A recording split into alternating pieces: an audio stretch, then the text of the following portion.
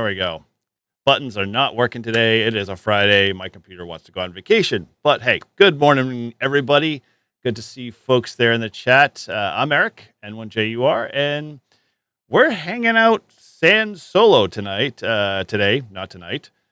Shannon is off playing with big giant tanks and can't seem to break free from being over there in the great the great country of. Well, my gosh, that was my Scottish accent there. I don't know what I'm doing this morning.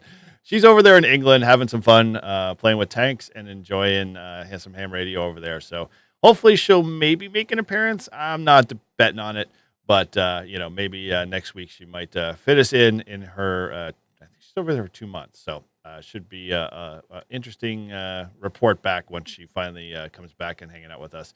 But it's good to see everybody in there. As always, Chris, Kenny9YSW, good to see you there. Joe, good morning. Roger, as always, thank you again for bringing the internet with you.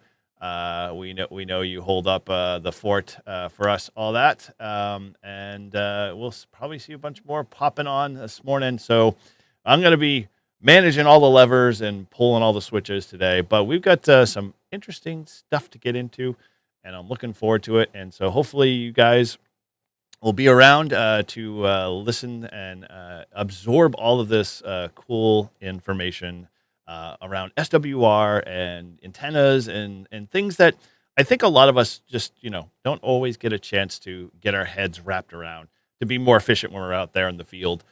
And hopefully with, some skill and practice, you guys will be able to take these tips and tricks and little tidbits of knowledge of truth and turn them into some really cool, opportunities to be more efficient portable operators. But with that, enough.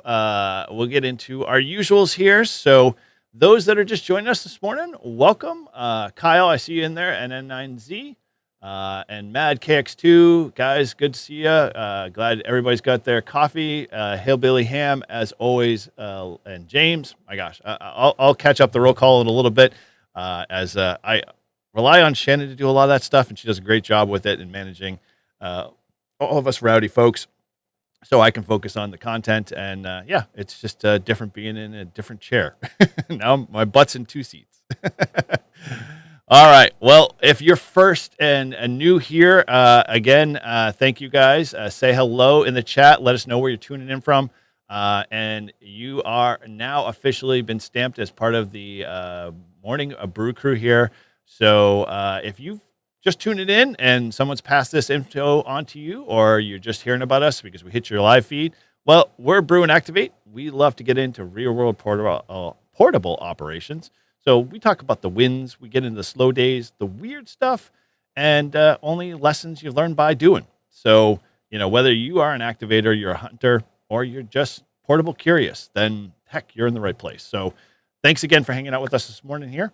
And as always, if this is your type of conversation, make sure you hit that subscribe button, become part of the channel there, and hang out with us for a bit. It's free, and it always helps us reach others and getting this ham radio content into the view eyeballs of others that might be either ham curious or, looking for, portable type, conversation where we get in the weeds and we talk about the nuts and bolts of the stuff we love to do with POTA and SOTA and any of the other OTAs that are out there, tiles on the air and the like. So, all right. Well, let's get into our usual housekeeping stuff. Hopefully the audio is good there. Let me know in the chat if I am, making any weird artifacts or whatever. I think I nailed most of my audio issues. But, when I get back from vacay and stuff like that, the computer's getting nuked and paved, and we're rebuilding it the right way. It's a lot of cruft that has accumulated in my learning skills of being a content creator. So I need to, reset the foundation and build from, there. And so that'll be coming up soon. But, you're not here for that. We're going to talk, some quick housekeeping stuff. And so, heck, if you can't tune in to Live Free and Ham, wow. If you can't tune in to Brew and Activate, my gosh, I just faux pod there. If you can't tune in to Brew and Activate a live stream on Fridays, I get it. I understand job gets in the way. Either way, you can always pick us up on podcast format, and you just search for Brew and Activate on any of your favorite podcast player platforms, and we'll be there listed. And so we always enjoy people giving feedback on that. I know last week's episode was a little rocky. We had some weird reverb issues, which I tried to knock down enough, but didn't fully, happen. So appreciate all you guys, providing feedback on that, and always looking to improve and get content like this out to you guys. If you want to rep us in the field, if you love, basically the Brew and Activate vibe, then, head on over to n1jur.com and check out our store shop there. You can pick up some hats, tees, stickers, it's all totally optional, but it's great merch. I love wearing it. I'm wearing my favorite, your ham radio showing tee, and the Brew Crew leather, trucker hat. So if you want to pick one of those up, definitely head over and get one for yourself. And if you haven't heard, and maybe you're just feeling like you're missing out on what's happening in between some of my videos and Brew and Activate, well, you can head on over to a special place now that we've got available for you. So if you're looking for, we'll say, some important content and you want to stay in the know, some of my settings here are off, you can head over to n1jur.com/newsletter and basically sign up. I am putting about once a week a newsletter out from my side of the fence, POTA related. I share exclusive discounts, early gear deals, definitely some new content, and on portable operating tips. And it's stuff you're not going to find on YouTube or social media. So if you are into that type of stuff and you want to see and get more of that in an easy format in your inbox, then head on over to the newsletter and subscribe over there. It's free, and it costs you nothing. And we don't spam you, so no worries there. We're not gonna, send you crap and useless information. The idea is value and community, and talking everything and anything about ham radio. So if you're into that type of stuff, please come sign up for the newsletter, be part of that, and you might get some really cool, tips and tricks that you might not have known before. So. Wow, with that, let's kind of just pause here real quick. There's a lot of folks there in the roll call, in the chat there this morning. I hit up on a few earlier, but I just saw Jabberjaws in there. Dan, 1066. Let's see who else is there. James, I had mentioned, but good to see you there this morning. Scrolling through here. K9JPP Ham, good to see you guys this morning. A lot of members in here. Good to see all you guys. Mad KX2, I did say hello, and Kyle as well. Those that got the early notice might have heard that as a part of being the Brew Crew community here over at N1JUR, we love to obviously do giveaways, and we love to be able to just do special members only live streams. So shortly right after this stream here goes and we close out, we're going to be kicking over to our members only live stream. So you can, if you want to become part of the community, we'll be giving some cool tips and tricks, that I don't usually share on a lot of these streams to our members as a way to just continue to, keep furthering the conversation, but give you some of the stuff I've learned and passing it on. So if you want to stick around for that, we also got a little bit of a giveaway there. So, we'll talk a little bit more about that down the road. So if you aren't a member already, head on over to the join page for YouTube. And if you're a Brew Crew member and above, you can definitely be part of this live stream that will end or start promptly after this show. So with that, guys, actually I should, I'll mention it here since I'm already in the views. The one thing that I wanted to bring to people's attention that was brought to a couple of folks' attention on our Discord, if you haven't already picked up, we're obviously getting geared up for field day. So those that are in the chat, give me a thumbs up. Let me know you're doing your field days. And if you are doing a field day and you want to give a shout out to your club, please throw that in the chat there below, and I'll make sure we post it out there, because, as part of a field day event, you got to kind of, earn those extra bonus points. We'll give your club a shout out real quick here. So you don't have to do anything more except tell your club, hey, you've been announced on social media, and you get the extra 100 bonus points if your club's into that type of stuff. I know ours does that from time to time. We love to do the community service. So please put your club there in the chat this morning, and where you're going to be. And if you're posted up on ARL, that'd be great. I'll make sure we bring it up in the foreground there, and give them a quick shout out. And so with that, field day is obviously here, and we're going to get into a little bit of that and kind of how it alludes, and kind of ties into some of this last piece that we're talking when we get into SWR and antennas. And from there, Bob, thank you for the gift. I appreciate that. That was a new one. That was a little tortoise I didn't see before. Pretty cool. You always see these new things all the time. All right. So we're going to talk kind of like this is a field day PSA, I think, and this is kind of important. So please spread this to your clubs and whatnot. If you aren't a part of our Discord already, you can find this little flyer over there that was created by a channel member and listener and a good friend of our show here, Matt, N3VAN. He created a little flyer for something that's kind of coming up. So we all know our brothers and sisters in Venezuela had a very bad earthquake recently. And so a part of that has spun up their emergency communications. And in doing that, they ended up, basically needing to use a certain frequency for obviously those communications in and out of Venezuela, because most of the general communications are down. They have loss of electricity and a number of other important things. So this PSA is basically for when you're out on your field day events and you're having fun, you're playing, make sure you let your field day coordinator know and the station captains to stay clear of 7.135. It is a frequency that's been slotted for emergency traffic coming in and out of Venezuela. And try to be a little bit above and a little bit below that, so you're kind of really clear and not causing any interference. Do what you can as ambassadors of ham radio and steering clear and giving enough berth to these guys to be able to get important information in and out as they're trying to recover and go from there. So if you want this flyer, Matt created it. It's up on our Discord. Feel free to join in the Discord. It is there. Take it, spread it around, let everybody know. Let's keep everybody in the know, so nobody's causing any interference. And as I always say, move your traffic to 14.300 for field day. All right. Well, with that, hey, we got a couple of few folks in here. Bob, thank you again for the super chat. I see Bob is a member for 10 months. Thank you, Bob. And I see the shout out there. As always, if you are a member, feel free to use your member shout outs. And with that, we are plugging our way and moving forward.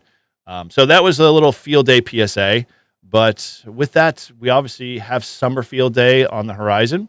And so, if you're getting geared up and packing your car to the brim with gear for your field day excursion, first and foremost, be safe. But second of all, remember, field day is not a contest. I'm going to stress that. It's not a contest. It's not even really a field day exercise in emergency communications, because if you're using one day out of the year to do emergency communications preparations and practice, you're probably a little bit behind the curve, in my opinion. So, get out there, have some fun, make it a community aspect, invite friends and family and, the community in to see what we do as ham radio. And really just kind of, use that as an opportunity to be an ambassador, further ham radio on, get those ham radio communication, curious folks, a radio in their hand, and show them how to fox hunt or show them how to, bang out their name in Morse code. Get them on the GOTA station if your club is doing a GOTA station there. I'm going to come back to that in a second there, Grouch. But as the process is that, the more you get people involved in ham radio, the better the experience is going to be, and the more opportunities people are going to be able to learn about an awesome hobby. So that's my little plug there, and hoping you guys get out there and make a good fun of it and all of it going on, and just push away the drama and don't sweat it. We don't, I don't care if the logger's not working or your points don't, amount to much of anything but a hill of beans. It's not a contest. It's an opportunity to get together, fellowship, have fun, and play radio. So yeah, do that. So again, thank you, Grouch, for being a member for 5 months. Good to see you. Yeah, so let me give you an update on the beard there. And so everybody's on the same page. Per Shannon's, we'll say requirements, I had put in a waiver reprieve prior to the actual official start of the beard growing. It will actually happen when I get back from my trip. I'm going up to Maine for a week, so I'm going to be playing some a lot of radio and be able to just key and mellow out. So when I get back, yeah, you're going to get weekly status updates, and there'll be a whole bunch of other stuff going on. And I still have to establish, what is an official success when it comes to growing the beard and length and whatnot. And so if you're a member, of the M1JR community, you're going to get a chance to put more input on that. And we're going to, continue to give you guys live status updates of, that progress so you can see what's going on. And yeah, we'll see where it goes from there. But that's where we're at. I've got a little bit of a reprieve till, the probably middle of July, and then we'll start things going there. So keep an eye on the channel for that stuff and moving forward with that. And yes, Chris, I will be getting the beard growing. My patience. It takes time. Flowers don't grow immediately unless they're plastic. But good on that, Chris. Thank you again for being a member for 1 month, and Hillbilly Ham as well. And so keep it going, guys. And so with that, we also have a special treat for our Brew Crew members this episode today. Right after this stream, we're going to be going to members only live stream. So if you're here, obviously hang out with us, say hello in the chat. We're going to get into some really good discussion this week or this episode and talking about antennas and how it relates to SWR. And, we're going to give away something cool at the end. And just remember, hey, if you're already a current, subscriber right now, you can always upgrade to the next level. So, feel free to check into that and come be a part of the conversation, because I've got a couple other small things that I'm going to give away or talk about to my, channel members, because you guys obviously are in on the know. But the idea is, this is stuff I'm not going to usually share in other social media and YouTube and whatnot. So, you're going to get a little insider baseball from me from obviously stuff we're talking about today and some of the stuff I've learned around the world. So stick around for that. Because the stream will just roll to members only after. So you have to do nothing, just sit back, refill your coffee, and we'll let you know when we kick that off. Okay, if you want to keep this going, please head on over. If you're not already part of the Discord, I said this before, but that is the place where all the fun and entertainment and conversations happening. So if you're not part of the Discord, please, jump on over there, say hello, come be part of the community. There's folks like myself, Grouch, Chris, and many others who are there, always saying hello and doing stuff. I'm slowly getting up to the chat there, guys. Every once in a while, I look up. I don't know if it's a good thing or a bad thing, but yeah, keep the conversation going on. I'll go back and review on Team Replay after. Yeah, that's a great place to come and hang out and obviously talk about my beard. if that's the highlight and the topic of everything, that's the place to go do it, guys. So, and as always, I'm just going to say this: we always like to keep our streams ad free, and so I turn them off on all of them, so it doesn't interrupt your flow, and you get Brew and Activate in an unfettered, live approach with no interruptions. And all I ask is that we try to every episode try to raise at least $10 in super chats, or you can do it through memberships. And that's kind of our loose weekly goal. And again, no pressure. I'm not trying to, force it on anybody. The idea is that we just need to keep things running. And obviously that helps support us through the process. And we don't have to deal with the playing the YouTube ad game. It's a horrible process if you're a content creator. It's never, you're always constantly chasing after it. You're never really able to successfully, leverage it to make it worth its while. So, we obviously, that's one way you can help keep that going. And if you can't, then, hey, I'm going to say the other way is we all know we're looking for antennas. We're always looking for gear and accessories and stuff like that. And I do a lot of reviews and tests on that stuff. And so you can always head over to my discounts page over at n1jur.com/discounts.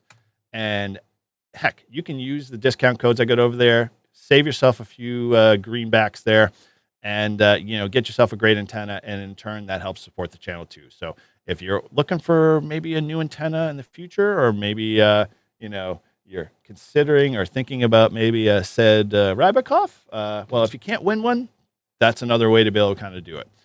So please go check all those guys out. They help support the channel.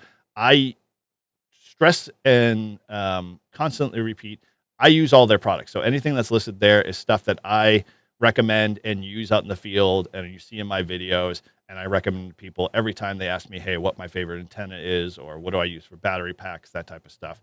You can check all that out and get basically a good discount, and you get some cool stuff in return.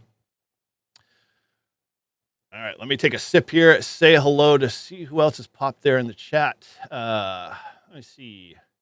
Foxtrot Fred, good to see you this morning. Todd, KC1WZN, hello from Vermont. Definitely. How are you guys faring with that, tornado that rolled through there? That was pretty scary and crazy to see. It did a lot of damage, but hopefully you were nowhere near that and everything was safe. And Bricker House, as always, right on time. You're like the wizard. Of course, the wizard isn't here at this moment. She's over the pond, drilling over, tanks. So yeah, we'll hopefully have a report from her. She said she might drop in, but I'm sure she's very much, totally enamored and blown away by all the stuff that's over there and all the history, and it's just making her head explode. So all good there. All right. So as always, let's get into our POTA minute before we start off the topic today. And so let's kick the button.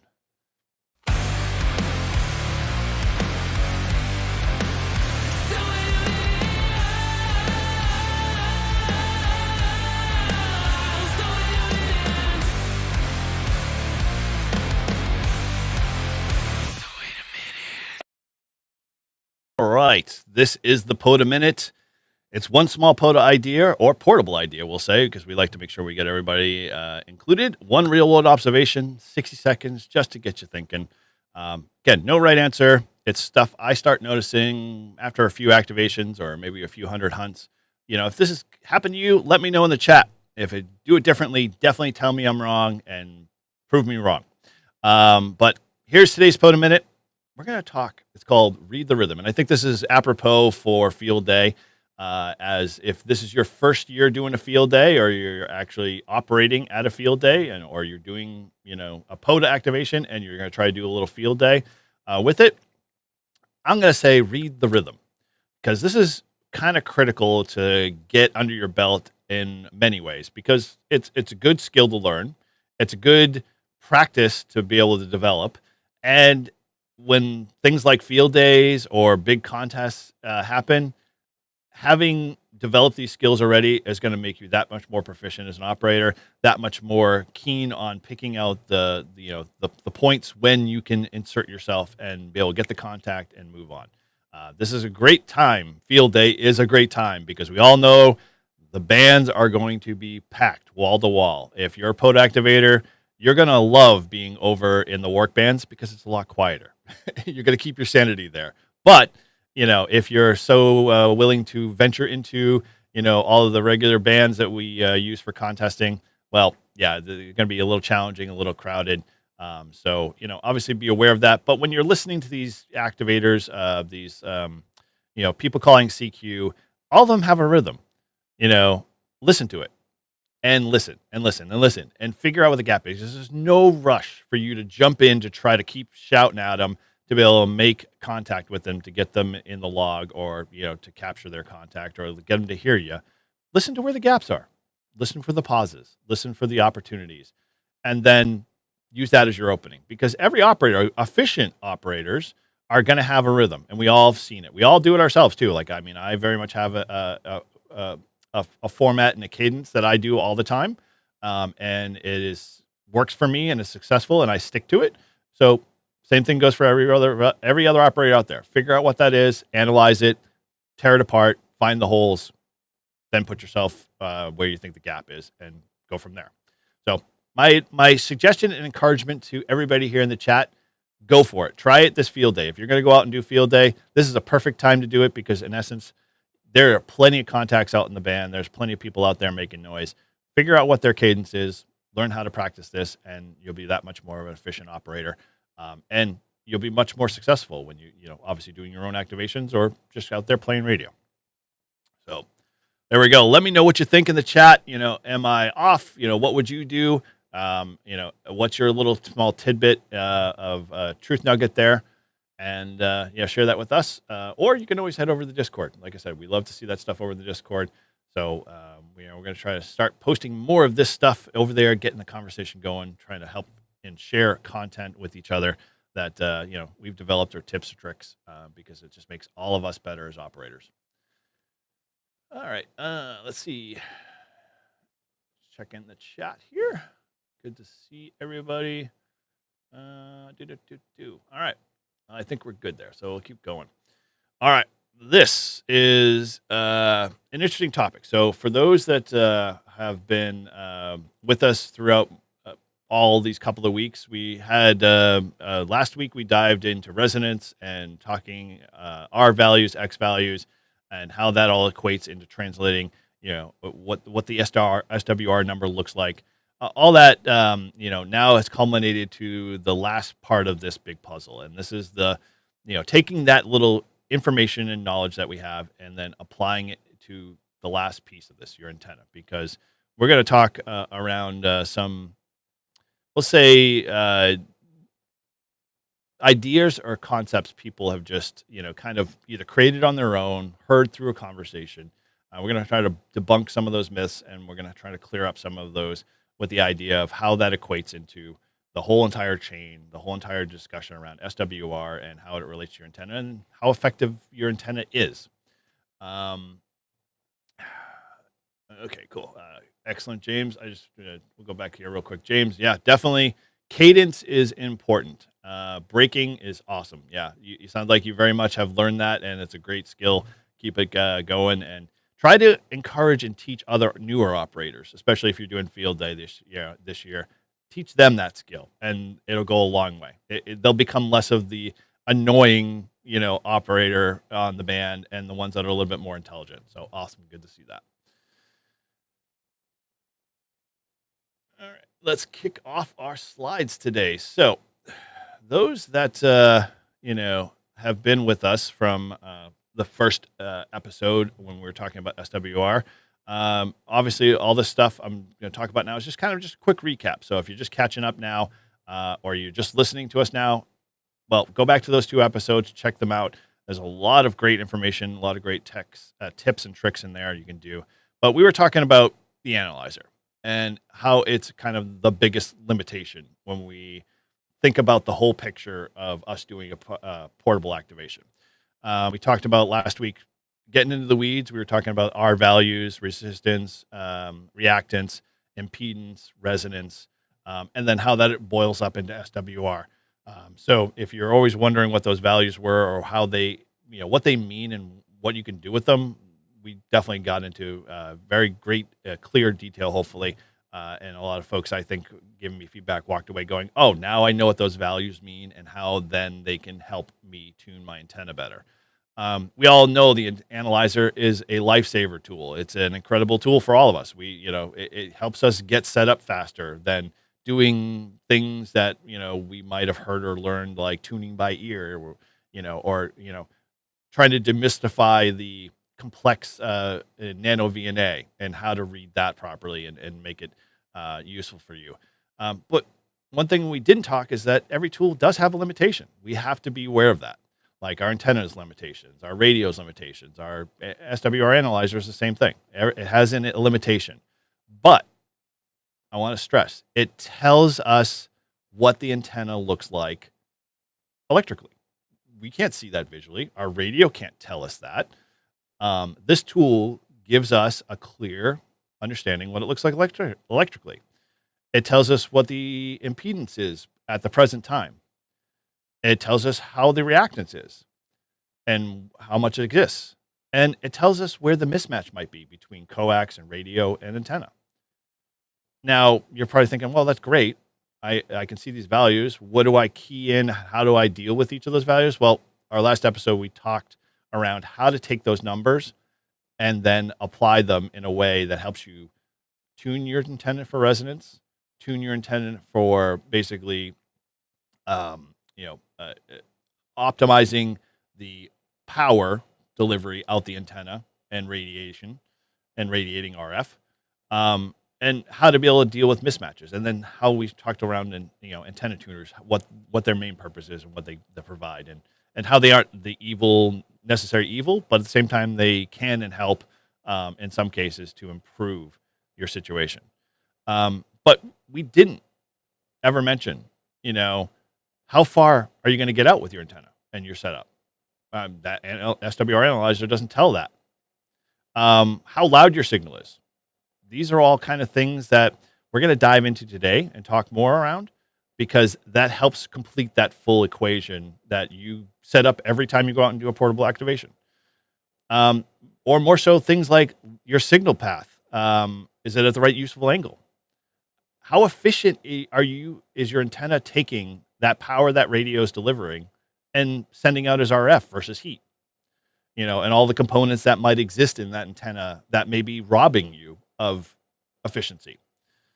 And then the last big piece, because heck, we all know we're in solar cycle 25. And sadly, if you're joining us now, you're kind of on the downside of that, which it's not a bad thing. It's not doom and gloom. It's not the end of the world, but you just have to spend a little bit more time catching up to us and understanding how to, optimize all of your gear and systems so you can make the most contacts, even in the toughest propagation.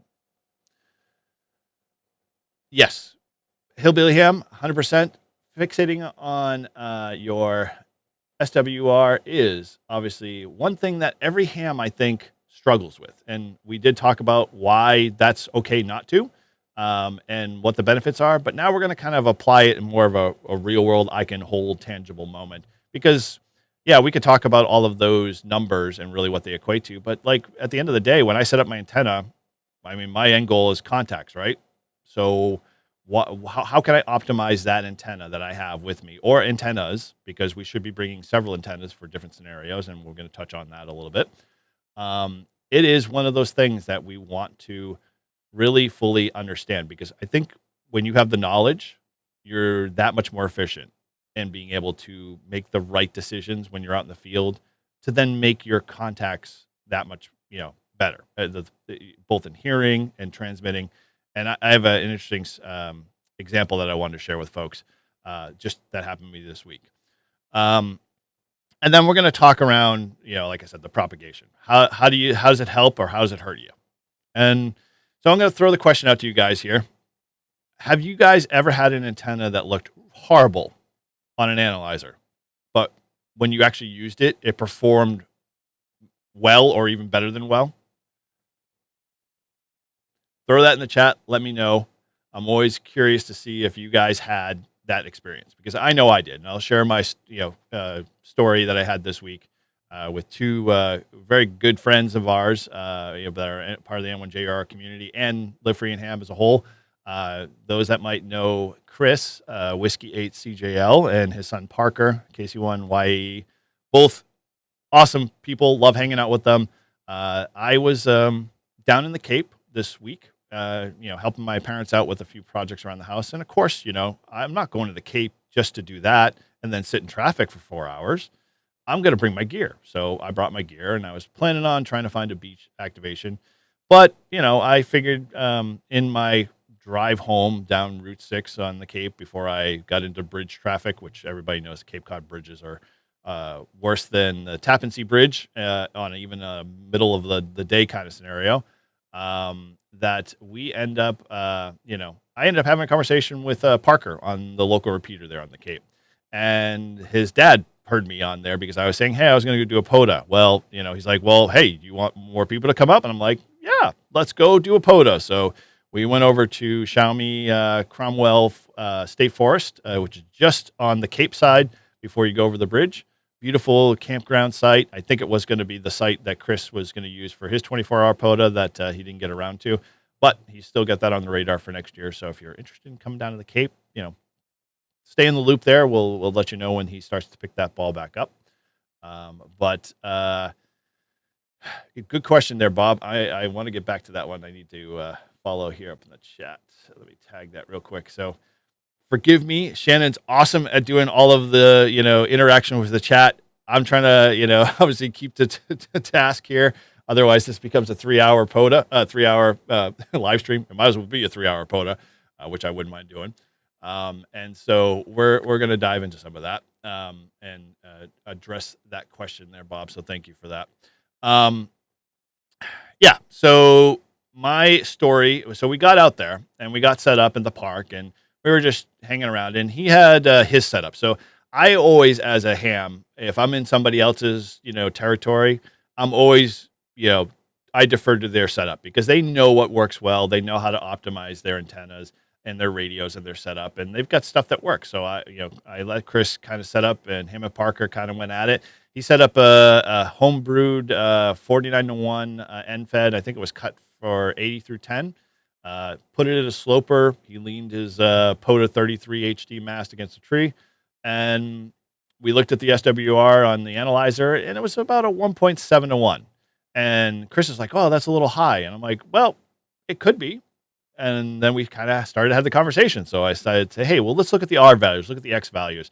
And we sort of saw two things. One, his coax seemed to be starting to age a bit because, instead of being right around the 50 ohms that, we want to see between radio and antenna, it was creeping up into like 68, 69, 70 ohms, depending on where we moved in the band.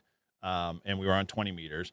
And, the reactance, the X value, was a little high. It wasn't, it was still roughly negative 30, which is okay. Not bad. It just means that we're not as close as to where we want to be, where we're efficiently putting enough power out through the antenna.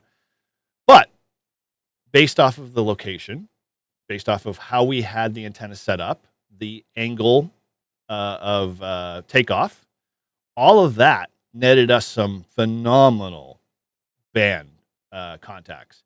We were hearing 5.9s into Croatia.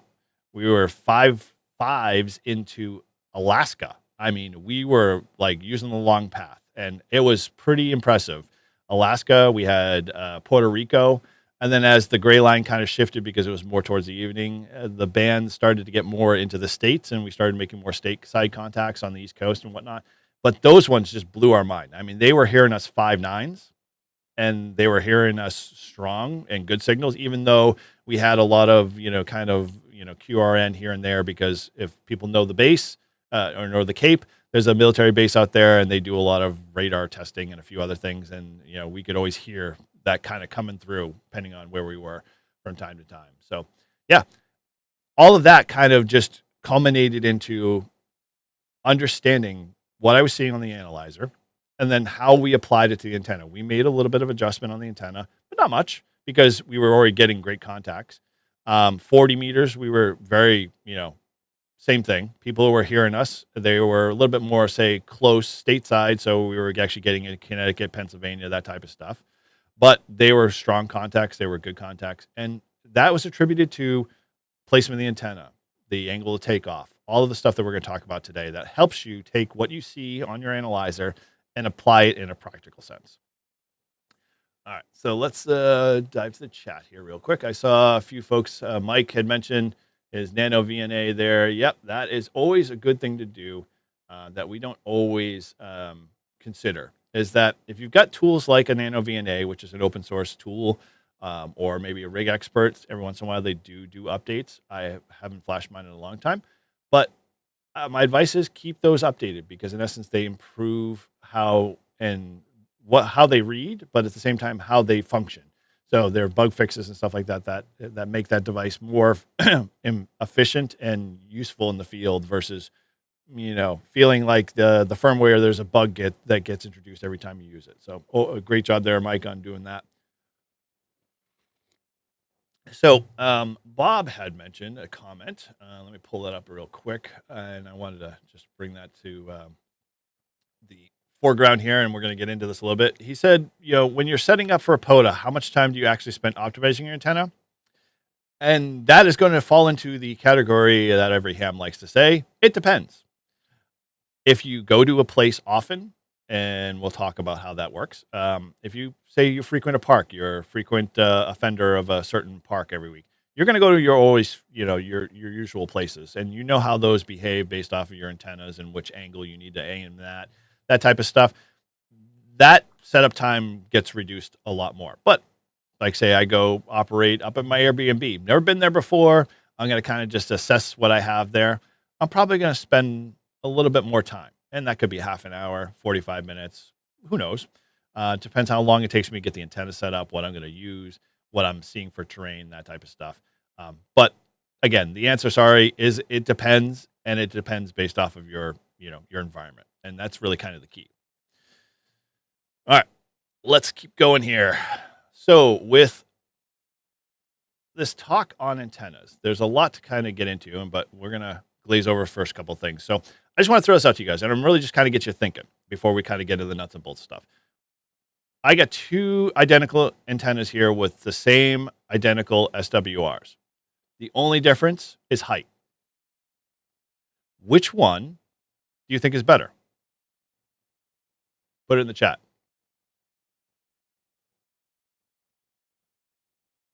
Just alone on SWR, if you look at an SWR.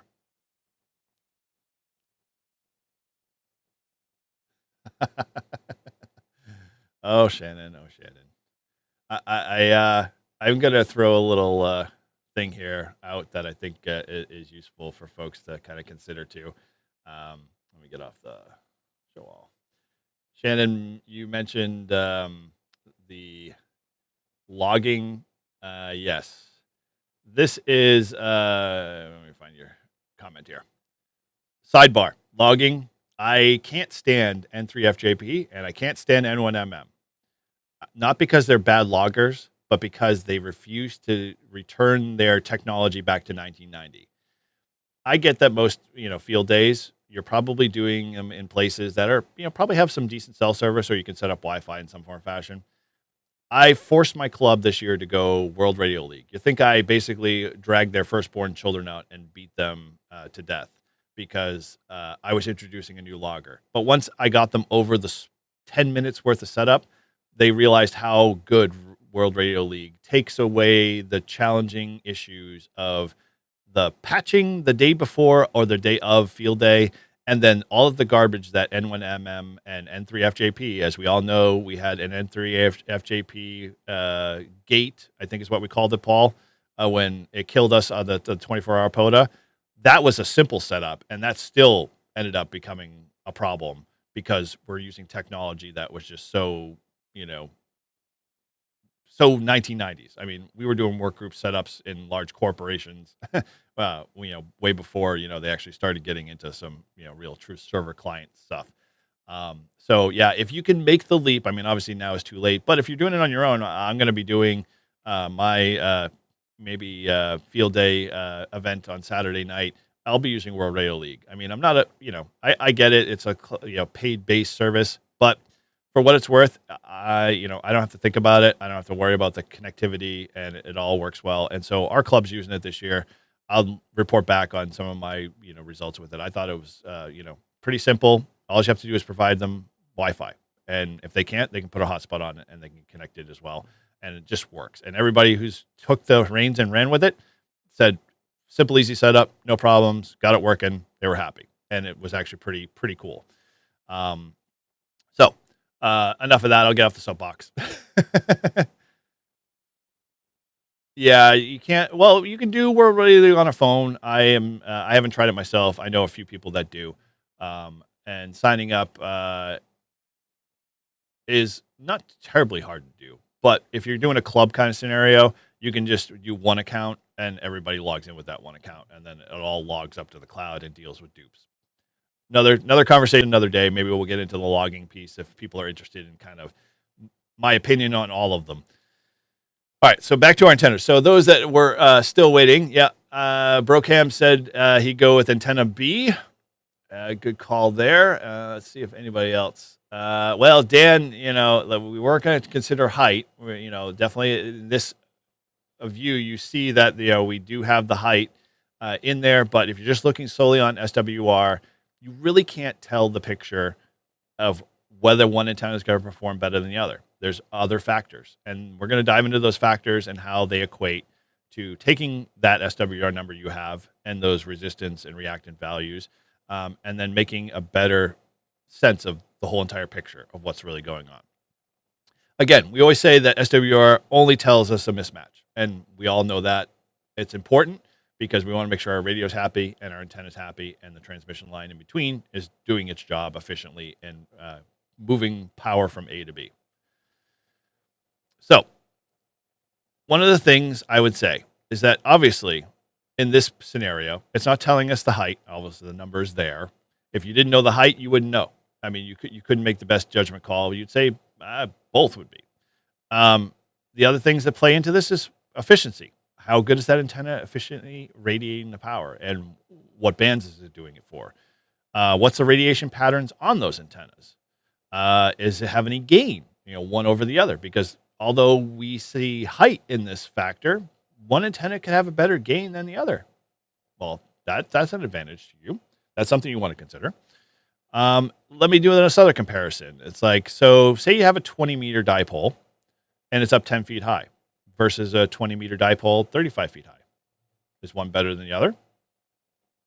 They could have the same SWR, but they could be completely different antennas, both in listening and transmitting. So we're going to kind of break that down, and we're going to get into that a little bit, because I think when I do a POTA, I'm not always thinking what antenna is best for the scenario I'm in. I'm thinking I brought my vertical, it's going to get set up, and it's probably going to get set up 10 feet away from me, and that's changed my mindset, because in essence, I'm kind of shortchanging myself by not optimizing that antenna or an antenna for the environment and the space that I'm in.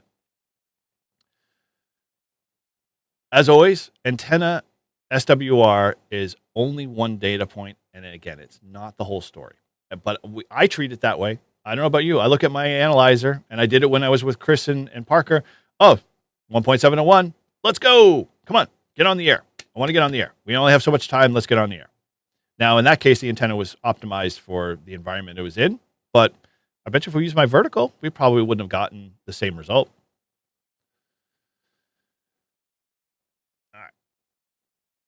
Let's see where else we are in the chat. MadKX2. Let's see. I got to see a question there. Let me go. All right. Sorry here. The chat's a little slow for me on the computer side. All right. Well, MadKX2 said he's got a question. People might be curious. How do you test your coax to see if it's good?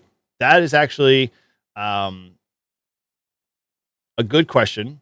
But at the same time, we did that back in the coax episode. So if you want to go back into the archives, we did a whole series on coax and how to test it, how to figure out whether its efficiency is good, the type of coax and so forth and so on. So if you want to go back to that, we can definitely go in there. But I would love to do something in the future if people want me to really get nerdy on the coax side, because I think I did get some questions on that, how talking around velocity factor, which we really lightly touched on, and how that factors into all of that. I think that might be a good thing to kind of get into in the weeds and talk more on that. I think also, let me see, Ape had done a coax, episode 2 as well, and he really got detailed on that. So I'd point you in that direction. But yeah, if you're interested, let me know, and we'll make sure we try to do that. Post that over in the Discord. If that's something you want me to do in a future episode, we can dive more deep into that.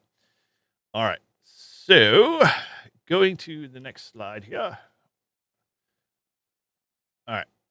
Like I said, here is just the antenna choices. And so let's kind of talk a little bit around, again, height, because I think this is something that people obviously want when they're out there activating, but we don't always apply when we're, thinking about how we activate. Because I've done some, we'll say, end-fed installations at a park, and the branch I threw it over was probably less than 10 feet high. And I was like, that's fine. Now, that was in the prime of Solar Cycle 25, so I could have hooked a dummy load up and made the same amount of contacts without even shaking a stick at it. But, where we're getting a little, the Solar Cycle is getting a little tougher, something like that will not perform well. And you'll definitely recognize it. You'll struggle. And we probably have had, and so kind of as a parallel, you might have had some activations where the band conditions were tough, but you put your antenna up the same way every time because that's what you do. And that's a habit you created. But if you maybe adjusted your antenna, maybe you center loaded your coil instead of, base mounted it, or your end fed takeoff angle was, not 30 degrees or 25 degrees or 5 degrees or whatever you're looking for. Or maybe you just should put it in an inverted L. All of those things could have improved the situation for you, and you would have been like eye opener.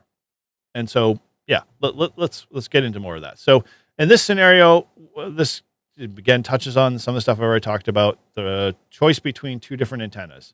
Obviously, 1-to-1 SWR, 10 feet. Yeah, you're gonna do okay and really decent, good propagation, but you're not going to do as great as something, maybe an antenna that's at 35 feet with a 2-to-1 SWR, which is still okay. I mean, if you're really not happy, use a tuner to basically kind of make the match a little cleaner, and use the efficiency as best as you can.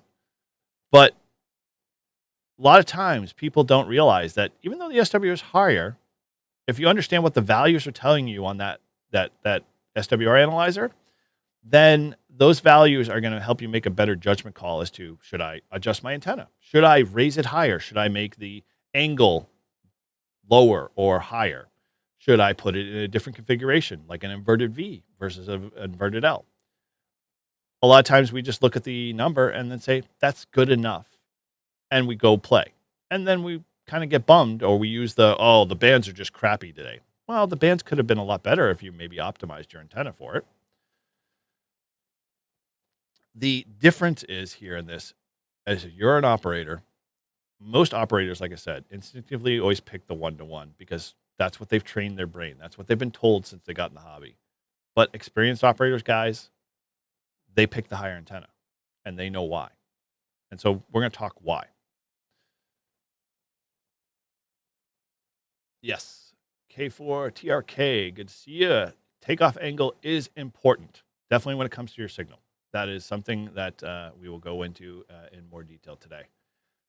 James says, I use the DX Commander Classic antenna for the mast. Great antenna. Definitely a well-built antenna. And I have had one for a long time before I ended up having to take it down because my HOA is a bunch of asshats. I always use that, and then I now use the mast for a lot of my end-fed stuff. So, yeah, definitely good antenna. Okay, so let's keep plugging away here. All right. Why height matters. We all know this. Height is might. You hear it all the time. You come into the hobby, height is might. Get your antenna high. Got to have a tower at 100 feet, versus 50 feet or whatever. It does affect things like radiation pattern, as we alluded to, takeoff angle, and your coverage area. That can make a big difference. How your antenna is pointed, how it's radiating in different, your radiation patterns radiate in different directions. And we've all done it. Like I said, and I mentioned this before, you go to a POTA park. We all go this. We go to our favorite places. We're all super excited to get out there and start playing radio. You spend 45 minutes tuning your antenna, just to optimize your SWR. But did you adjust your antenna for the environment, for the ground conductance? Maybe you're in a very wooded area. That all plays into it. Or you're at the beach. And we all know that we watched Salty Walt do his beach activations, and he's making contacts to VK land, without even batting an eyelash. But there's a science and an understanding to that, and that's what we're going to try to get deeper into today. If maybe you took 5 more minutes and raised that antenna higher, like instead of going to 10 feet, you bumped it up to 15 feet. You could see a huge jump from that by taking that little extra time. So my encouragement with that is that when you get out to your site, that you've been there 90 times, you're the top activator for that park. Try something different. Instead of placing that antenna in the same spot you do every time because it used to work and now it's okay, and you always blame the bands, or the conditions or propagation, try adjusting that antenna. Different configuration, different position, different height. Play into that.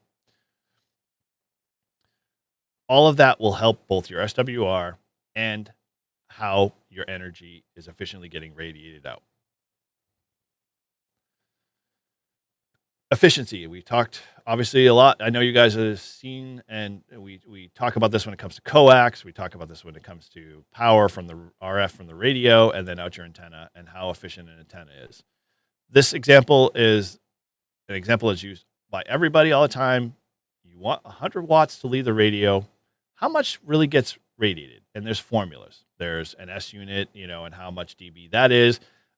There is how much occurs in power loss from the radio across the coax. And then when that power reaches your antenna, how many components are in that antenna system that are going to rob power from, you getting it out there? Like you could look at a coil antenna. Coil antennas are great, but I have a Wolf River coil, which I should dig out. I've melted the side of that plastic. And guess what? Because of the intense heat of that wasn't heat going out as RF. And that was just baking the coil. That is kind of the efficiencies that we have to think about. Like all of those components, when you put in traps and things of that nature into your antenna designs, even when you have a multi-banded end fed or an off-center fed dipole, all of those are things that are going to rob you of power that you have to understand and factor into your overall setup.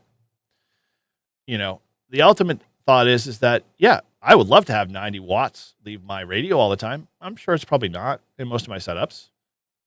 Even 50 watts. Well, some of us start at 50 watts, but how much of that power is really getting out? You could be putting out 10 watts. You could be running QRP and you don't really even know it, even though your radio is putting out 50 watts.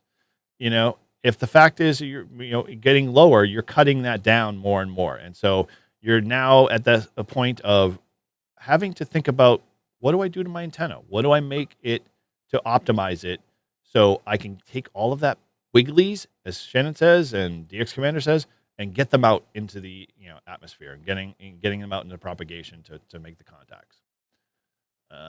Okay, so just checking the chat here. Well, Chris, playing with radio is important. If you take a couple of tidbits from this, and then just spend a little bit of time learning one skill, you'll be that much better as you keep going on. Like I had the hard time, and I had Elmers in my life that have taught me that the best way to eat an elephant, not all in one bite, small little chunks. Same thing kind of applies to learning a little aspect of your ham radio journey. And so, yeah, hopefully this stuff will give you that little incentive to kind of, try it out when you're out in the field and, stop and pay attention to that analyzer that you just ignored, when it came to giving you other detailed information about how things are performing. Yeah, try it, take a little bit of pause. All right.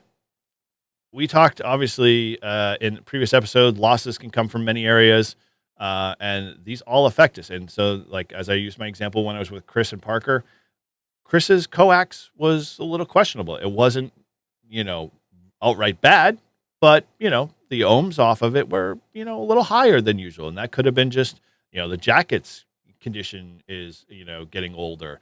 The sun is faded, the dielectric and the connector ends could be a little loose and abused.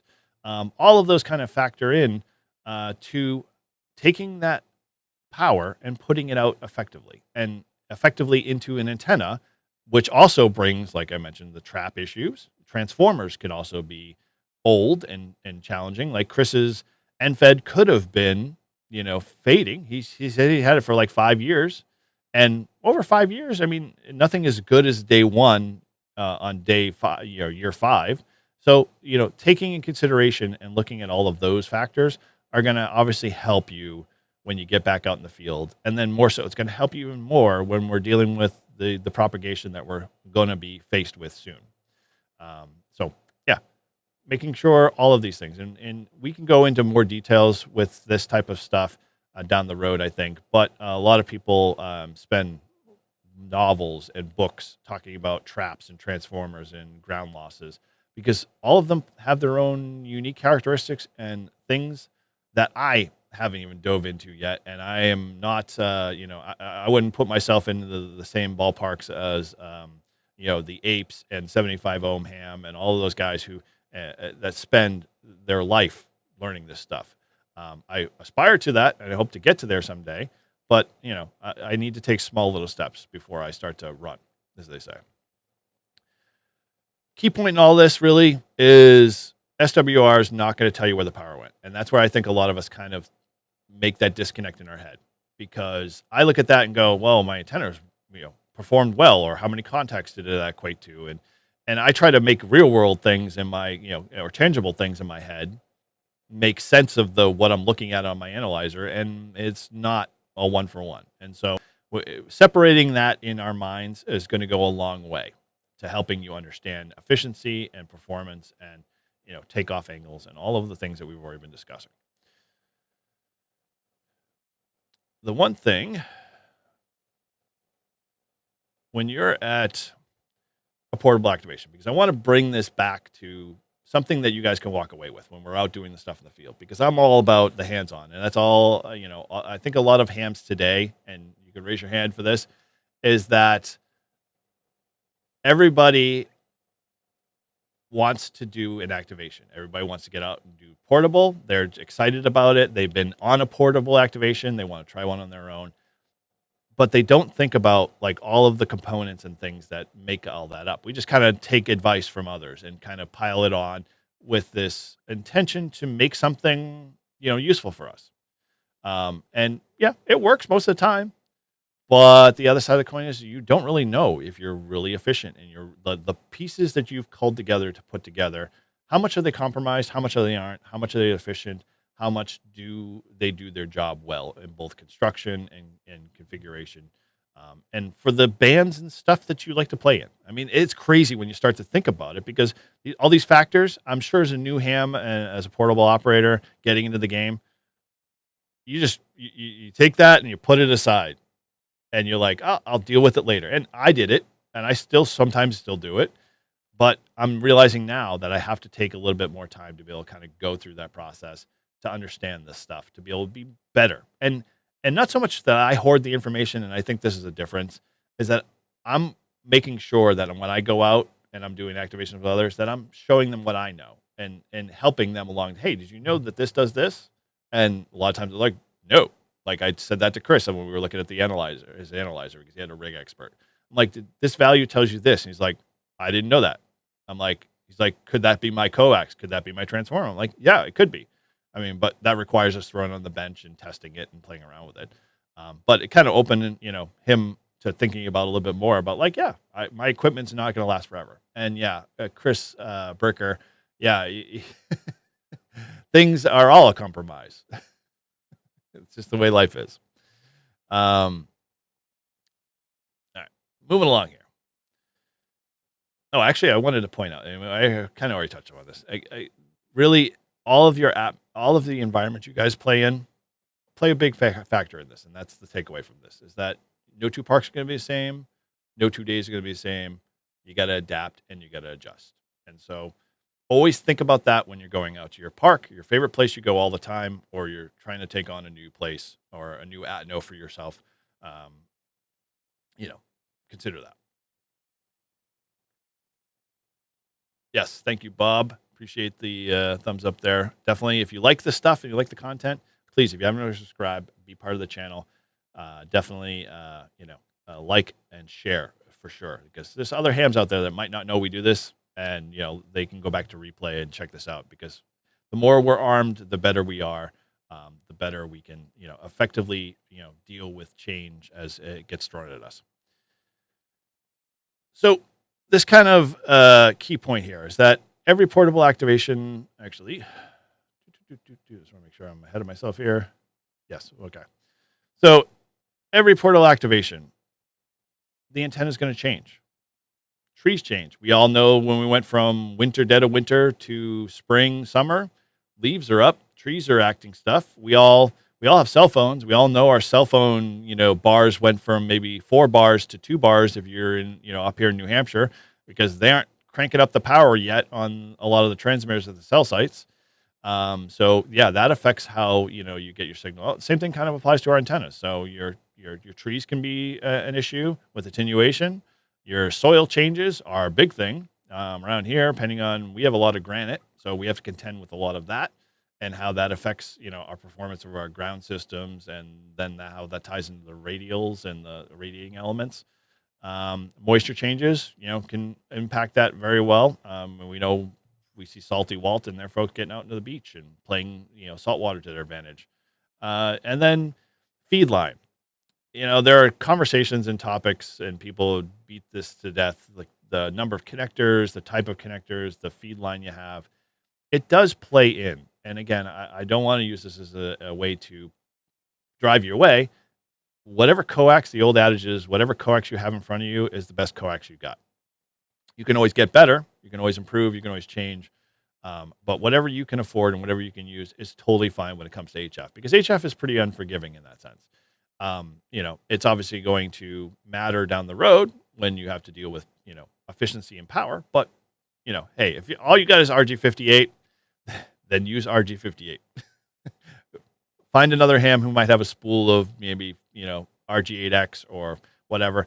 But eventually you'll run into another ham, and I guarantee you'll probably end up having more coax than you can shake a stick at, because that's how we work in the hobby. We always pass stuff on. So, yeah, feed line routing is a big thing. That is, again, remember, that's your transmission line. That's that whole example we talked about with the hose. If your hose is not efficient and you got knots and kinks in it, water's not going to flow as much. Well, that's the RF kind of flowing down the feed line, transmission line. If you've got breaks in the braid, you got kinks and bends, you're going to have a problem.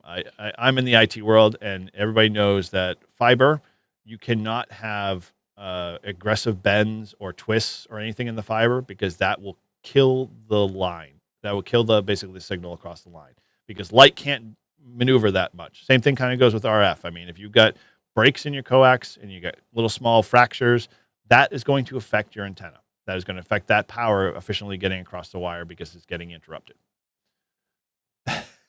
Yes, I have got spools of coax. If you're ever in the neck of my neck of the woods, please hit me up. I'm happy to pass it on and get you on the air, especially if you get some stuff that you need to either change out or whatever. So I do not. You will forever hear me say this. I am a ham that I'm not going to die with the most toys. I'm sorry when it comes to my ham radio gear. I am not going to force my family and my wife to have to find a club to basically set up a estate sale of all my gear. I'm going to be passing it on when I don't use it or it needs a new home. I find a new ham that can, take advantage of it and pass it on. And, that makes me feel better, but leaves maybe a space in the future for me to get another radio, which I'm perfectly fine with. Yes, James, very 100%. We talked about that last week. We all forget that, all that RF that's going across the wire is AC. And that is an important kind of factor to kind of keep locked in the back of your head, because that helps understand that whole sine wave that we see all the time and how that affects the power and efficiency and stuff like that. And we didn't get really nerdy on that, but I think that was definitely a good takeaway, that, RF is AC, 100%. All right. Well, thank you, N0PJX. Appreciate this. Hopefully it is resonating. Sorry, I didn't mean to use a dad joke there, but, it's resonating with you and making sense. So let's kind of talk about this last piece here. And we all kind of know this in the back of our head, and we all kind of see it and feel it in different ways. And I don't know if this is the case, if we're going to have this problem on field day, although I haven't looked at the solar band conditions. And actually, just real quick, I can go over here. We'll just pull this up, because I think it's something interesting to look at here. Let me go my screen share real quick. So I had talked about this a long time ago. I haven't fully let this out in the wild yet, but I got tired of trying to find a way to, have a one-stop shop of all the things that were important to me when it came to band activity.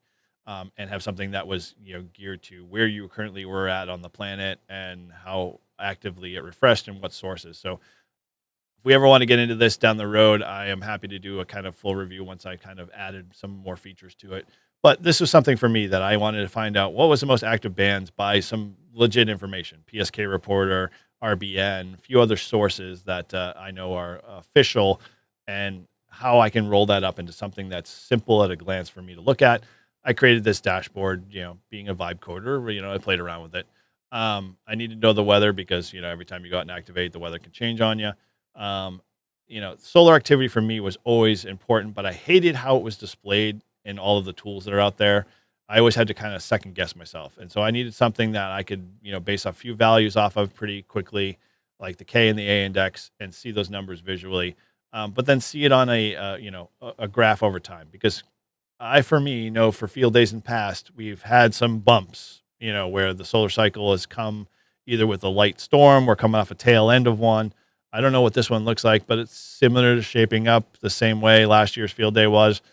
So fingers crossed, hopefully we come up out of that in a higher, kind of pitch, and we can start, maybe doing some long path, stuff. But right now there's a lot of absorption going on in the atmosphere. So, a lot of our signals aren't going to be as good, getting out and bouncing around. And so, yeah, I built this little thing that gives me states of everything going on and when it needs to be refreshed and so forth and so on.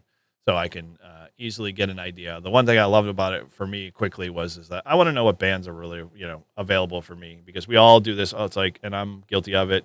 I don't try 15 first. I don't try 17 first.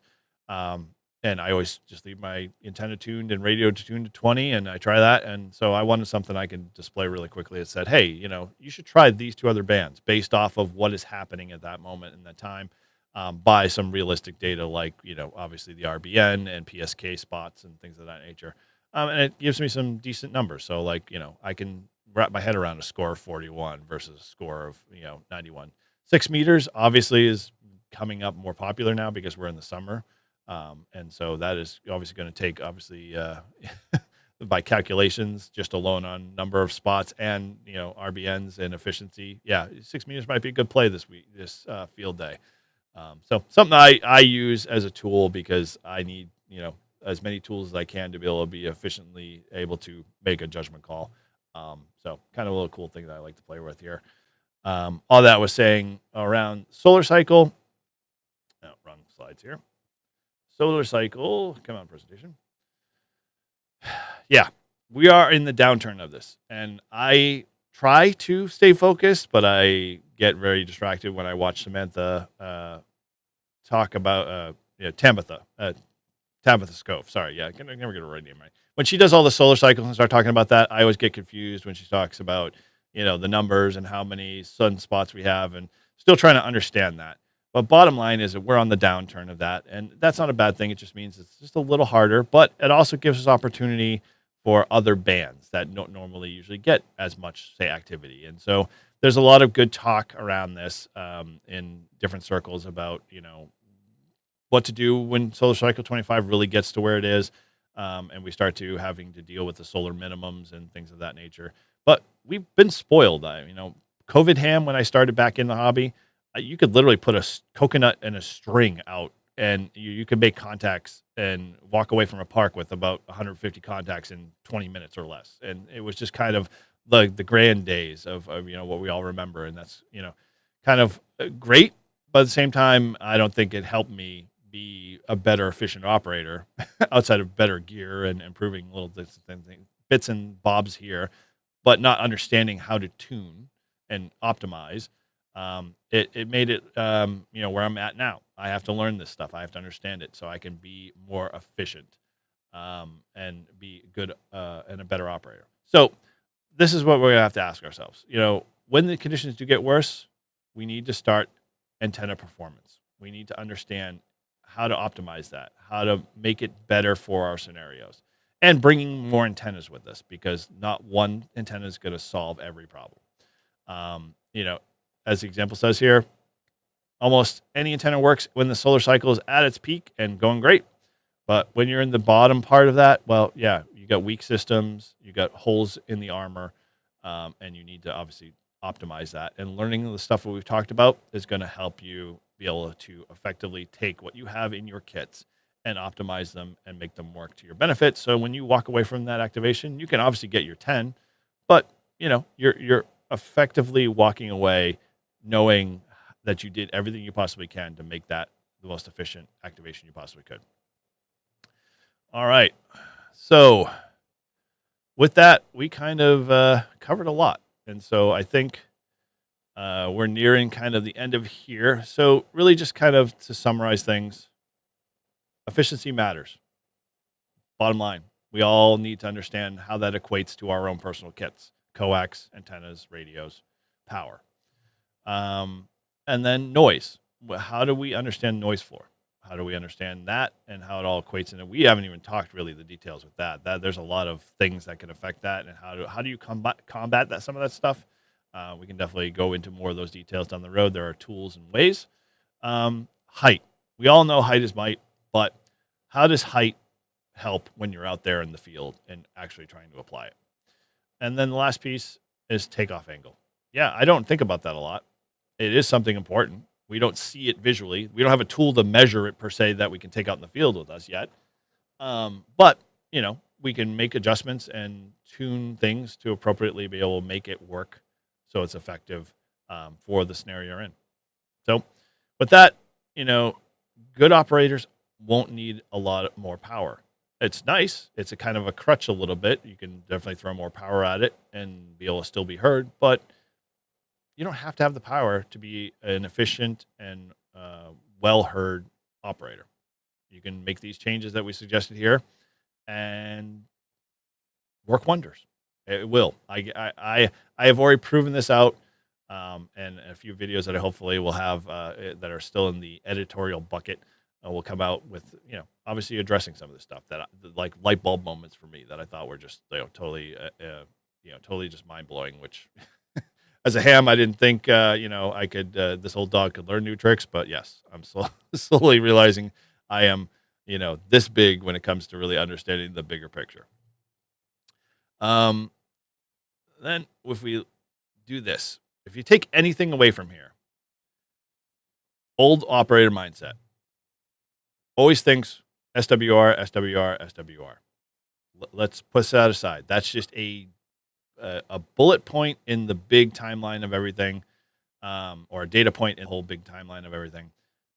New operators, we're going to think new guys. We're going to think, what is my antenna doing? Ask that question to you every time when you're set up. What is it doing? Take a little bit of time to figure that out, and then it's going to go a long way. And then that'll help ask the rest of the stuff. Where's the energy going? How is it radiating? What's the pattern sort of look like? What am I hearing? Because we obviously have tools that do tell us that. And then how does that factor into things like, how am I making contacts? Like, are people hearing me well? Am I getting good feedback? Our signal reports are sometimes just like off the cuff. We all joke around like, someone who's a 5.5, oh, we'll give you a 5.9 just because you're polite on the radio kind of thing. Some of those do have benefit in use. Those can all be factored into the configuration there. So again, stop focusing on the meter and start focusing really on the mission or the system.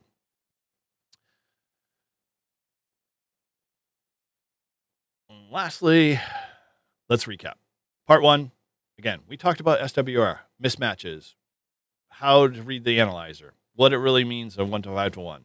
Good video. Go back and check it out.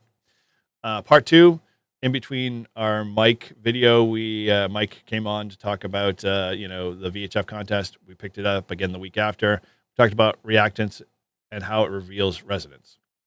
Great discussion. Good stuff to take out of it. Part 3, again today, we just talked about performance. How do we take all of those factors, roll them up into the antenna, and then deploy it with an efficiency and a place that we can effectively, make the most contacts. We also learned, as a mic drop kind of moment, perfect analyzer has never made a contact. If you've got a 1-to-1 dead on, 0 to 0 R and X value, you're a dummy load. You're lucky if you can make one make contact. I've seen a few, not to say that it's not impossible, but it's not going to be, you're not going to be phoning home to make any contacts. Say you made contact in Alaska with a dummy load. Efficient antenna has a right place.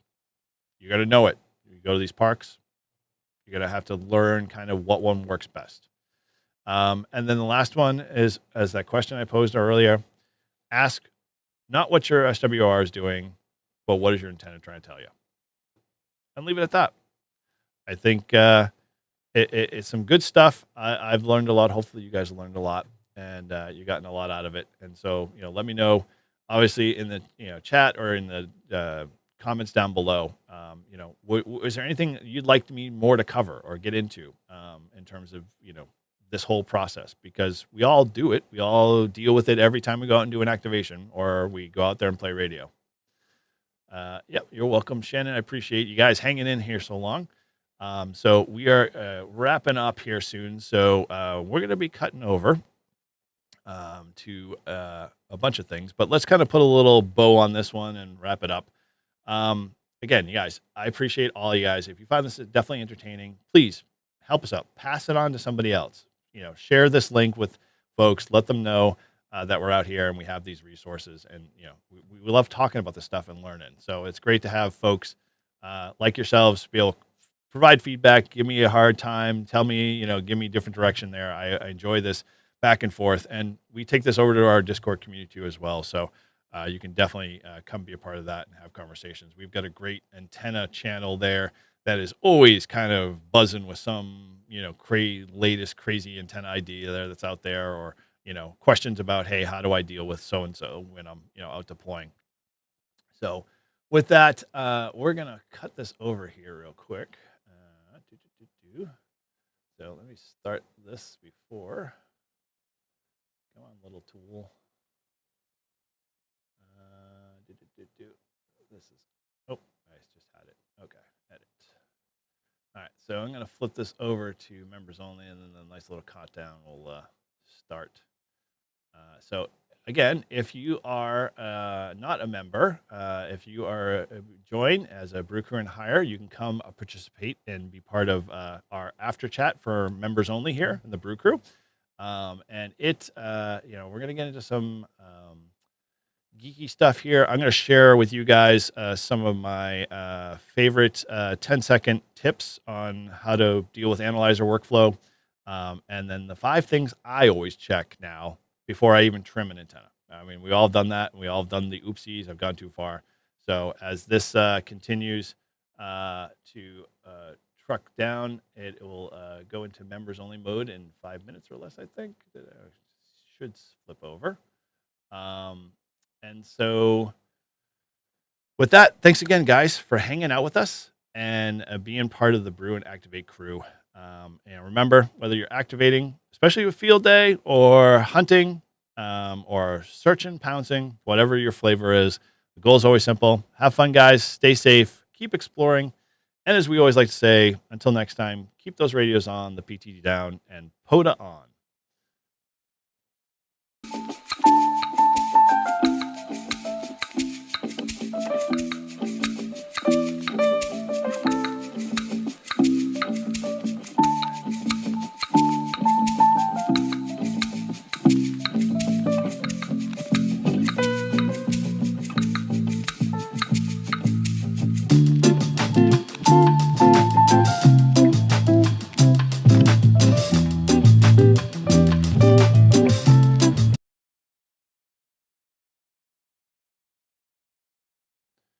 Give us a sec here, guys. We're going to jump to members only in a second. Usually like a 5-minute window that this happens in. It should only allow in the few seconds or so. Members only stream. Let me just double check to see if it's done its job here. Okay. Yep. All right. So it looks like it's in members only mode. Wonderful. All right. Well, guys, so thank you again for being part of N1JOR Brew Crew community, guys. I can't say it more than enough. I love you guys. Thanks for hanging out, supporting the channel, obviously, first and foremost. But second of all, we want to do these things more with the idea that, you guys can get more, insider information from the N1JR community and stuff that's going on. And so I'm going to let you guys know a few things that are going on just in case you're interested. Obviously, we're going to share some insider baseball tips from my point of view on talking about SWR analyzers and trimming antennas. But before at the very end of it, we are giving away a lovely Rybakoff antenna here with the lovely military green winder from Reliance Antenna as well. We always appreciate Matt and all the stuff that he does in terms of building some wonderful antennas. So that's going to be coming up soon. I should just make sure I get the giveaway going on here.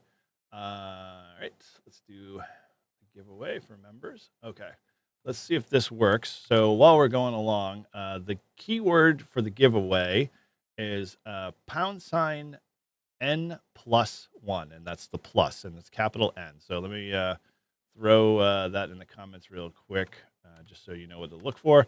That's the keyword there. So if you see it, that's if you want to get in on the antenna, we'll be giving away at the end of this the Rybakoff antenna. I love this antenna.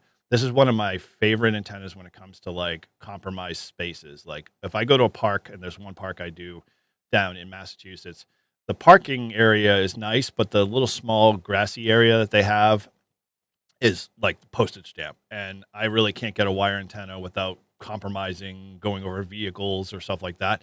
I use this antenna, throw it up in a tree, and then run the ground radial out, and it does a phenomenal job. Matt has done a wonderful job with this antenna. It does require a tuner, so I do have an antenna, but it's resonant on 10 meters. So when 10 meters was booming and we were getting signals, you just literally throw it up and it works like a champ. But you can throw a tuner in line with it, and it works, I think, all the way out to 40. So I have not had a chance, although I'm going to, when I go up to Maine this weekend, throw it on a tuner and play around with it, because I think the place I'm in is, again, another compromised kind of space issue, and I don't want to throw an antenna up in the main family area because they love my hobby, but they tolerate the hobby. So it's all good. All right.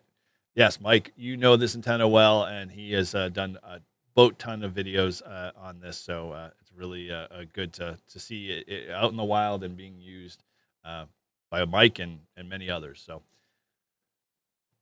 all right. So let's kind of dive in. So I wanted to kind of give you a little update with the channel. Obviously, we're doing some big changes. So everything from a standpoint of going forward, and we're going to be in you guys get to get the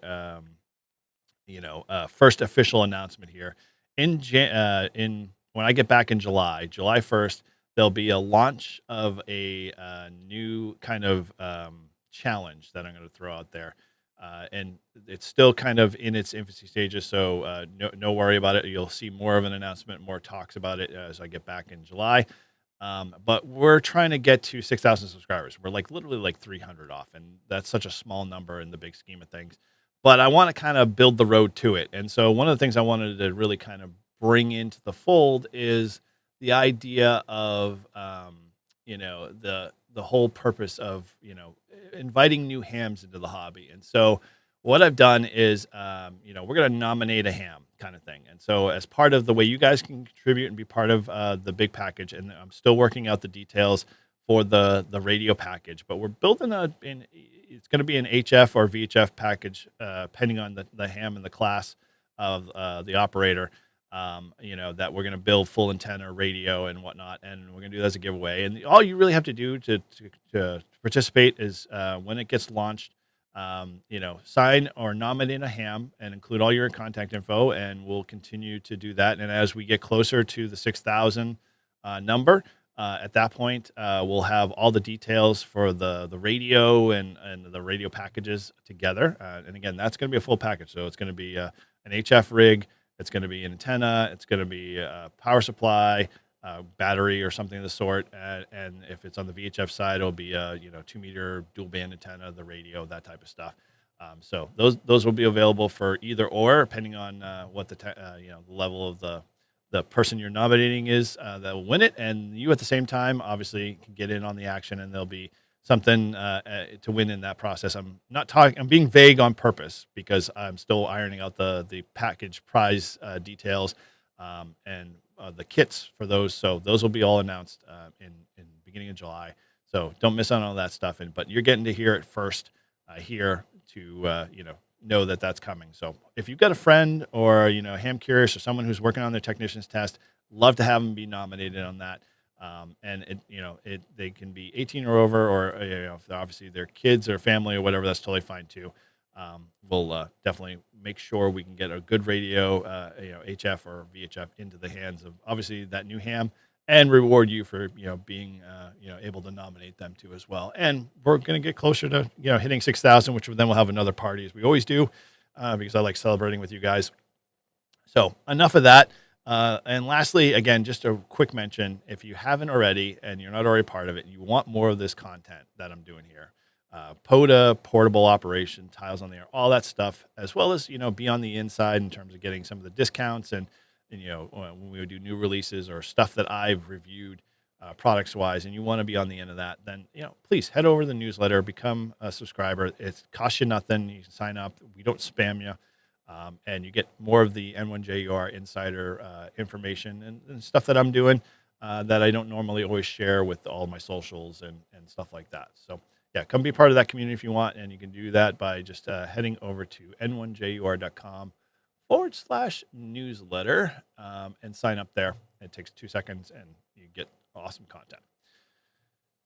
Okay. So I want to share with you guys and those I see. Anybody see the keyword? I don't see it coming in. Is it done? There we go. All right. Anybody throw the keyword in there? So the keyword, as I posted a little earlier in the chat, is called #N+1. If you want to get in on the antenna there, I want to see if I'm actually getting this night bot trying to pick up the chat there. It looks like it's working. Maybe. I don't know. I don't see the entries coming through. What the heck? I love these tools. Giveaway options. N+1. Let's see here. Come on, entries. All right. Well, we'll see if that's working like it's supposed to. Set is connected to it. All right. Well, yeah. You can never get these tools to work the way they want. Remove spammers, unique winners, chat announcements, advanced. Yeah, done. Why aren't you showing the entries? Ha ha ha ha, Mike. All right. Well, that one's still thinking because for some reason it's connected. I don't know what his problem. Setting up. Fine. Commands. It should do what it wants to do. But hey, like I said, I'm an amateur here, so if anything, this should just work when it's supposed to, but it's not. Let's see if I do this. Next, N+1, done. You should start seeing stuff. I don't know why it's not. 1 in 7 chances. Right, exactly. I'm going to see if it actually sees myself here. And come on, if I can type. Yes, thank you, Sean, on that like button. Appreciate that. I don't know why it's not showing up. All right, well, we might have to do this a little different way. But hey, that's par for the course for sure. Okay. So I just want to share a couple of things with you just that I kind of learned that I thought was worthwhile to, kind of pass on. One of the things in reading an analyzer is always a challenge for at least some of us. Obviously, we've boiled it down. If you've got a nano VNA, you've kind of learned a few key factors and how to read it quickly. Same thing goes with like a typical rig expert or whatever. You say, it is, you look at an SWR number and in your mind you do a quick calculation to figure out whether it's comfortable or not. But one of the biggest mistakes I think I've made is trying to understand every number on that screen. And we went into it obviously a little bit in last week's episode and trying to understand it. But my 10-second workflow, just, if you've got an analyzer and you're trying to figure out the best way to deal with this one, is I always look at XFERX. I never look at SWR. I stay off that page because it causes too much of a pain point for me. I always look at the X value. If the X value is positive, then I know the antenna is too long.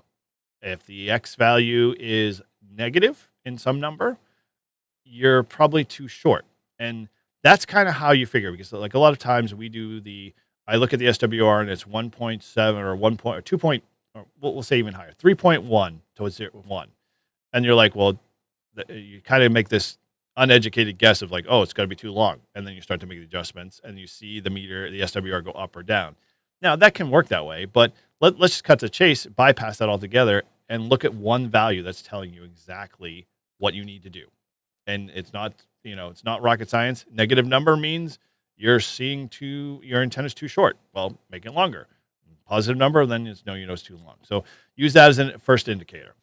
When you get close to zero for that value, then you're resonant. You can't go any further. You're not going to squeeze anything more out of it. That doesn't even matter what SWR says. So just ignore that factor.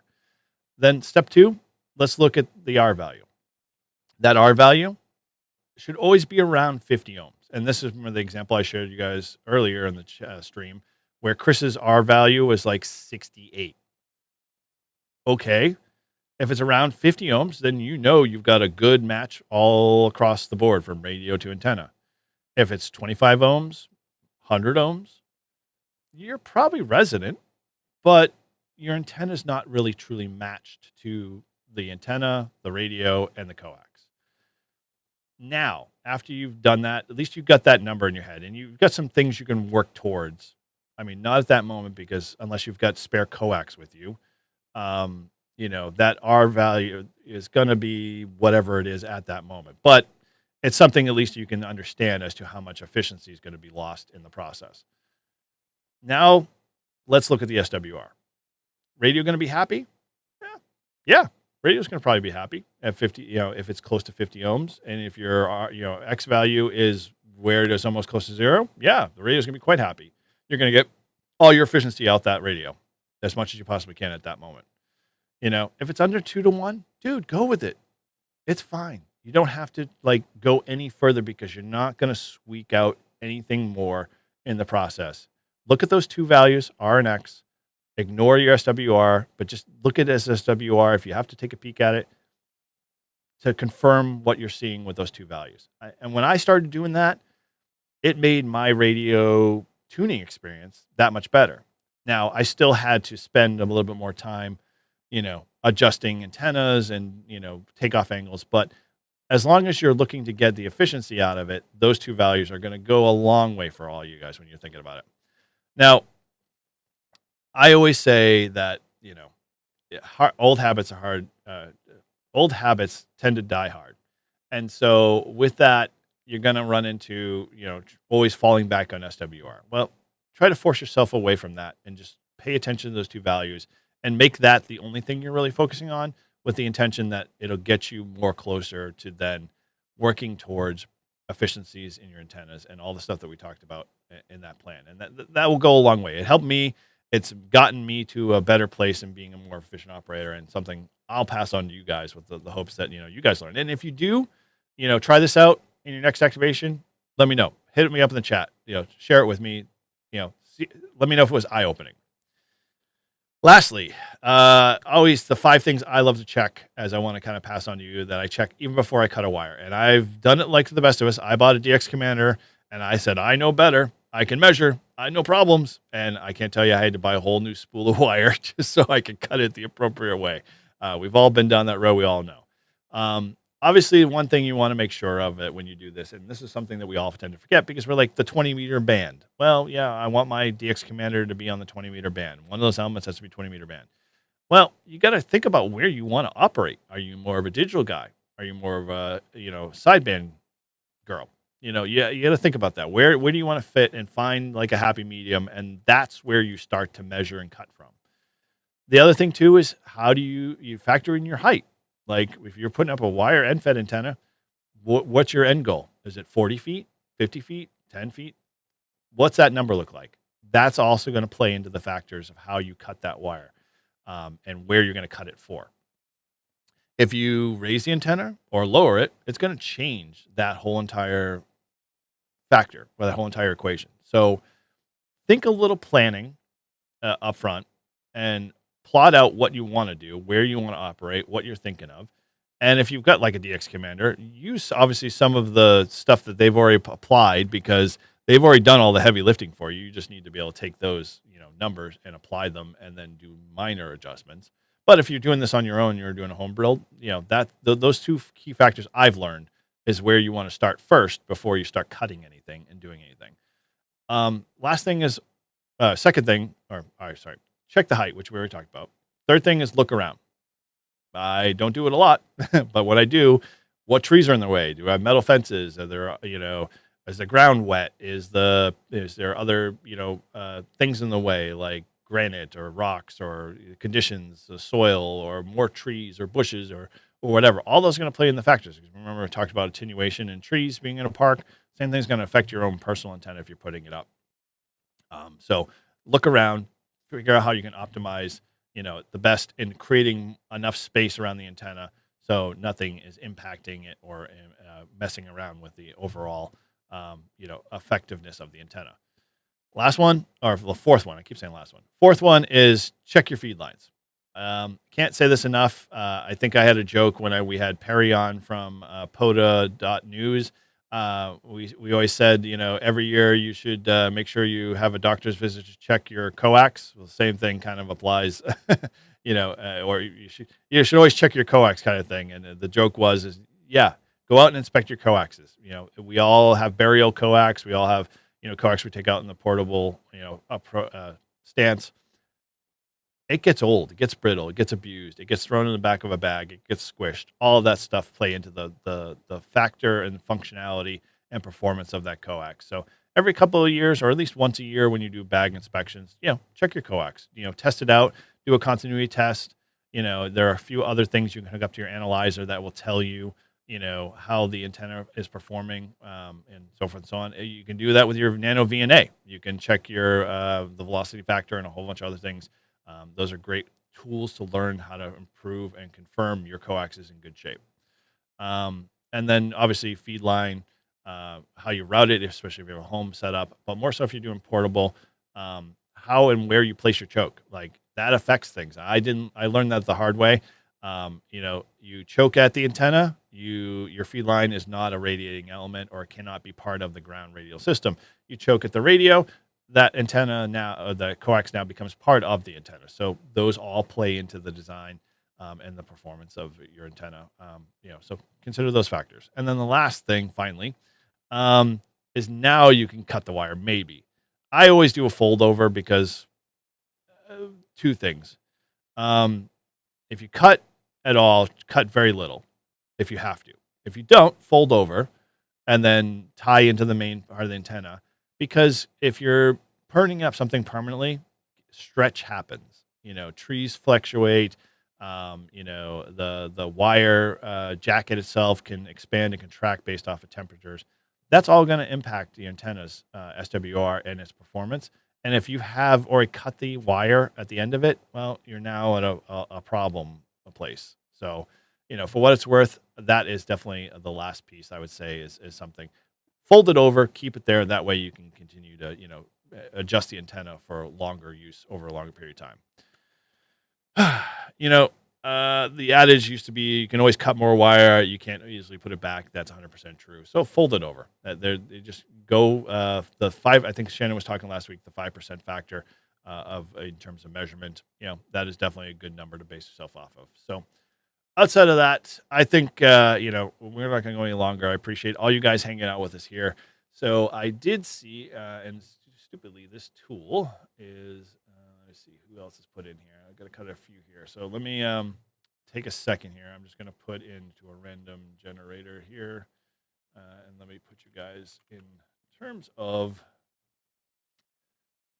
notes here. All right. So while I'm doing this, is there anything you guys, questions came up that you curious about, you want answers to, or anything that we talked about today? Throw them in the chat while I'm doing this. I'm just going to tabulate really quickly here all the people I see that threw in N+1. All right.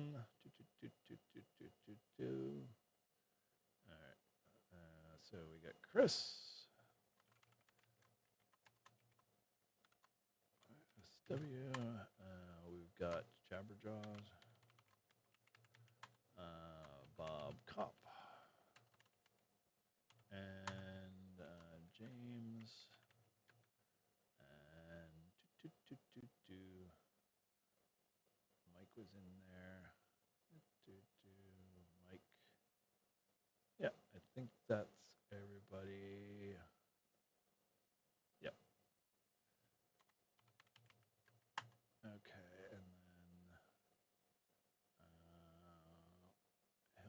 him. 1, 2, 3, 4, 5, 6. I'm missing 2. I got Mike, Chris, Sean. There we go. And then I think I'm one more. Bob, John, Roger. Okay, cool. I think I got everybody in here. Oh, frequency. Hit that. Mad kicks too. Okay, cool.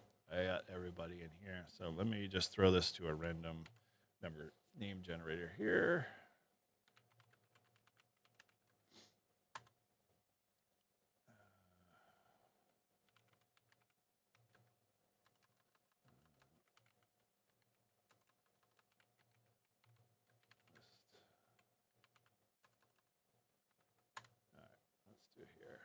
So let's throw list names in here. All right, I hit the random button here, and I got everybody in here, the members in the list. And so with that, let's go. Okay. All right, so the winner is Hillbilly Ham. Dude, you are a lucky winner for the Rabbikoff, and I am going to get this out to you. I assume you're good on QRZ there. And so appreciate all of those guys and everybody there, members.